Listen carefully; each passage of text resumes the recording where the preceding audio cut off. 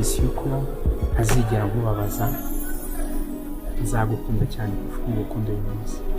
Love you so much. Ndatereta ni ibisanzwe rega ku muntu wese w'umusore wabigiye kwirara no kubeshya ugiye kuvuga kutajya uvugisha umwana afite nta n'umugore ariko benshi mu byamamare usanga bafitweho amatsiko ku buzima bwabo bwa buri munsi nyuma y'akazi, ariko noneho amatsiko arushaho kuba urucamatane iyo bigeze kuri ryabanga riryohera abashimanye, ubwo ndavuga urukundo, cyane ko benshi mu byamamare usanga barabigize ibanga. Gusa igitangaje nuko usanga ibi byamamare nyuma y'akazi byiberaho ubuzima busanzwe, burya nabo baratereta bakangwa bakiruka inyuma y'abakobwa, cyane ko yari imyitwarire ikunze kuranga igitsina gabo aho kiva kikagera. Ariko reka tuvuge kuri Rugaju REAGAN.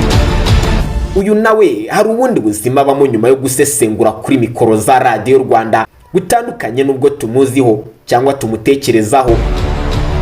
Burya ngo iyo akitse imirimo ye arekuye mikoro ajya afata umwana agatomora inkumi. Ubwo yaganiraga na Chita Magic yaramubajije ati ese Rugaju REAGAN wabonera umwanya ibintu byo gutereta abakobwa? Yabanje yakubita agatwengera agira ati urabona site nawe burirahera ariko urasetse, waba se ushaka kugira urugo ibyo bikakunanira.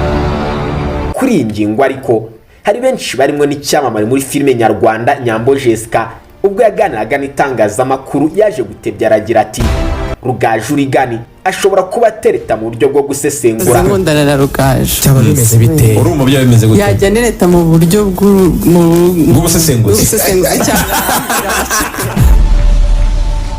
Nyamara Rugaju REAGAN nawe yaje kumusubiza agira ati ibiganiro nkura kuri Radio Rwanda ndetse no ku yandi mateleviziyo bitandukanye cyane n'ibyo ngirana n'umuntu by'umwihariko.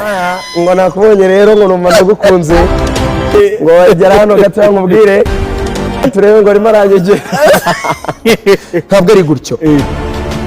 Abantu babyibeshyaho conversation tandukanye n'ikiganiro answa.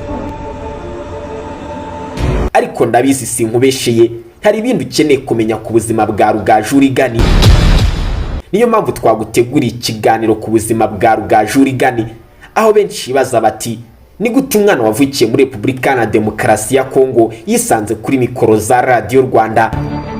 Ibyo yize, uko yakuze ndetse n'ubuzima bwe bwa buri munsi byose tukabikomatanyiriza hamwe tukibaza ikibazo kigira giti ese ubundi Rugaju REAGAN ni muntu ki? Nje wumva kuri iyi mikoro ni Rambo na Jacques, iyo ni Sura TV1, umurongo mugari ibyegeranyo mugezwaho. Nyaboneka niba aribwo bwa mbere wisanze kuri umuyoboro urasabwa ko wakanda subscribe kugira ngo ibindi biganiro ndetse n'ibindi byinshi byiza bize bigusesekaraho kugi uhawe ikaze.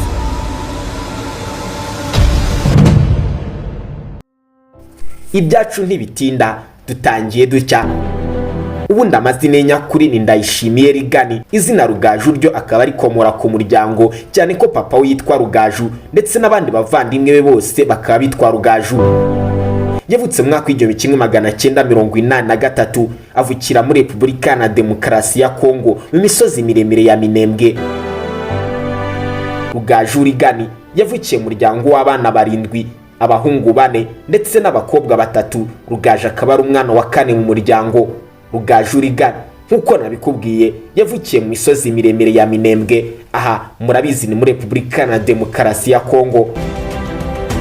Nyuma y'umwaka umwe gusa ubwo Rugaju REAGAN yavukiraga mu misozi miremire ya Minembwe, baje kwimukira hitwa Imurenge muri quartier zisanzwe zitwa mu Bibagwa mu mwaka w'igihumbi kimwe magana cyenda 1988. Ubwo Rugaju REAGAN yaragize imyaka 5 baje kwimukira mu gihugu cy'u Rwanda, maze bimukira hitwa Gatsata, ahari naho Rugaju REAGAN yize amashuri yabanza ari kumwe n'inshuti ze zirimo Roki Kimomo, Irene Murindahabi. Wabyumvishe neza, yabaga ari genge yuzuye kandi yari yiteguye kuzahereza abanyarwanda ibyishimo. Rugaju REAGAN ubwo yarangizaga primaire hano mu Gatsata yaje gutsinda maze yoherezwa kwiga kuri Ecole de Gisenyi.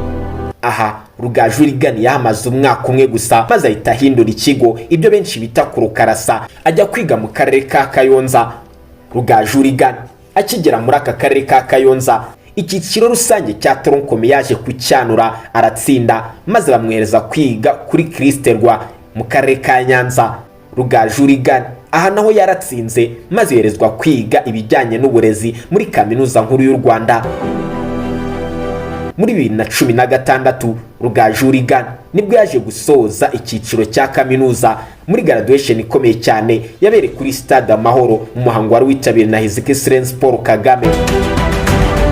Rugaju REAGAN akirangiza kaminuza nawe yagize ubushomeri nk'abandi basore bose, ariko mbere gatoya mu mwaka wa 2014 Rugaju REAGAN kubera uburyo yakundaga ibya siporo agakunda amakuru y'imikino byatumye afata urugendo maze ajya kureba umunyamakuru yitwaga Rugemana.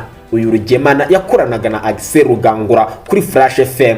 Rugaju REAGAN akigero yamuhaye icyifuzo ko yifuza nawe gukora urubuga rw'imikino ndetse ko n'ibyo bintu bikunda bijyanye n'imikino. Uyu munyamakuru yamubereye imfura maze amubwira yuko umunsi azaba yarangize kwiga kaminuza azaza bakamuhimenyereza mwuga ubwo kubizena ibyo mwita stage. Rugaju REAGAN akirangiza akabona ko ubushomeri bwari bumugeze habi, Yesu afata urugendo maze yerekeza kureba uyu munyamakuru Rugemana atangira imenyereza mwuga aha kuri Flash FM. Rugaju REAGAN yahise ava kuri Flash FM yerekeza kuri Contact FM, ariko aha hose nta kintu yakoreraga. Akibona ko ibintu by'itangazamakuru nta mafaranga yabibagamo, yahise asanga umuryango we mu gihugu cya Kenya. Aha turi mu mwaka wa 2017 ubwo nabwo yasesekaraga mu gihugu cya Kenya. Nyuma y'umwaka umwe gusa yahise agaruka mu gihugu cy'u Rwanda, ubwo tukaba twakandagiye mu mwaka wa 2018. Akigera mu Rwanda yahise amagarwa n'uyu Rugimbana arangije amubwira ko yamuboneye akazi aho yaragiye gusimbura umunyamakuru mwakunze ku izina rya Rutamu Erijo wari ugiye kwerekeza muri Leta Zunze Ubumwe za Amerika. Rugaju REAGAN ngo kuko yinjiye kuri Radio 1 akora imyaka isaga 3 yose agashara gatangira kuza. Rugaju REAGAN nyuma yo kuva kuri Radio 1 mu mwaka wa 2021 nibwo yaje guhamagarwa n'ikigo cy'igihugu cy'itangazamakuru RBA, Rwanda Broadcasting Agency, maze Rugaju REAGAN niko kwerekeza kuri studio za Radio Rwanda maze atangira gukundwa, atangira kwanariza ibiganiro by'imikino ndetse abantu benshi munamukunda ku izina ry'ukunda kwiharira ijambo. Abantu benshi bakunda gushinja Rugaju REAGAN ko akunda kwiharira ijambo aha mu rubuga rw'imikino, nubwo abisubiza agira ko ahubwo ibyaba yateguye ari byo byinshi gusumbya ibyavuze, ngo bityo yakabonye umwanya ngo yakavuze menshi gusumbya aba yavuze. Umwanya mbiha ahubwo ngira muto kubivuga we, umwanya mbiha uretse gato n'umwanya mvuga mvuga umwanya muto para raporo yayo mbafite. Rugaju REAGAN nubwo ntabikubwiye mu mwaka wa 2008 nibwo papa yaje kwitaba Imana, ariko mama w'izi saha akaba atuye muri Canada.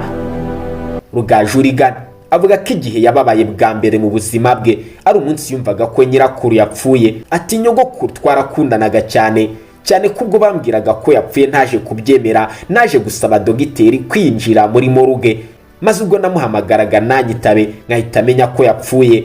Ibi byankoze ku mutima birambabaza cyane. Rugaju REAGAN avuga ko nyuma y'itangazamakuru akunda kuganira n'inshuti, akumva ibyegeranyo bitandukanye ndetse n'ibindi byinshi bitandukanye. Wabyumvishe neza, Rugaju REAGAN ntasanzwe. Nanjye nuko nsoreje aho, mugire impagarike n'ubugingo, amahoro n'amafaranga bijejete kuri mwese. Bye bye.